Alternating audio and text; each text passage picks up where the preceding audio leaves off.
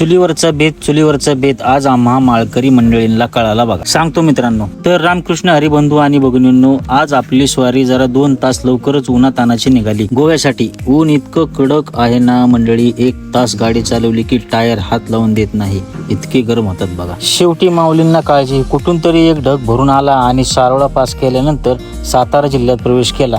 पहिलं गाव म्हणजे शिंदेवाडी. 2 किलोमीटर का होईना पण रोड चांगला वल्ला केला होता बघा माऊलीने. मित्रांनो, तेवढ्यावरच समाधान मानून खंबाटकी घाट चढायला सुरुवात केली. संध्याकाळचे 5 वाजले होते तरी पण काय पारा खाली येत नव्हता, त्यामुळे गाडीचं स्पीड कमी ठेवा म्हटलं. आता मंडळी आंबोली घाट उतरायला चालू करायचा होता. रात्रीचे 2 वाजले होते. म्हणलं आज जरा कोल्ड कॉफी पिऊन बघू. पहिलं एकदा दुपारची पिली होती, चांगली लागली होती, पण रात्रीची काय मजा आली नाही. बात सही आहे.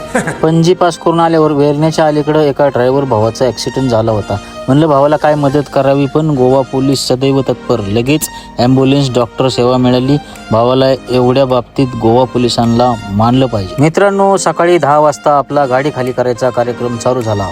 बॅलर असल्यामुळे 1 तासात गाडी खाली करून ओके. भरण्यासाठी काय लगेच ऑर्डर नसल्यामुळं संध्याकाळपर्यंत वेरण्यामध्ये बसलो. मग काय 6 वाजता ऑर्डर मिळाली. नाईट लोडिंग असल्यामुळं लगेचच भरायला निघालो.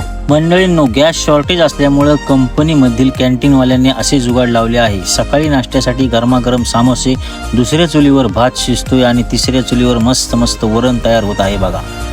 मित्रांनो, या गरम गरम सामोसा खायला 1 नंबर टेस्ट झाली होती बघा. चला तर मित्रांनो, भेटूया पुढच्या ब्लॉगमध्ये. व्हिडिओ आवडल्यास लाईक आणि शेअर करा आणि जाता जाता आपल्या ड्रायव्हर भावाला कमेंट आणि फॉलो करायला विसरू नका. रामकृष्ण हरी.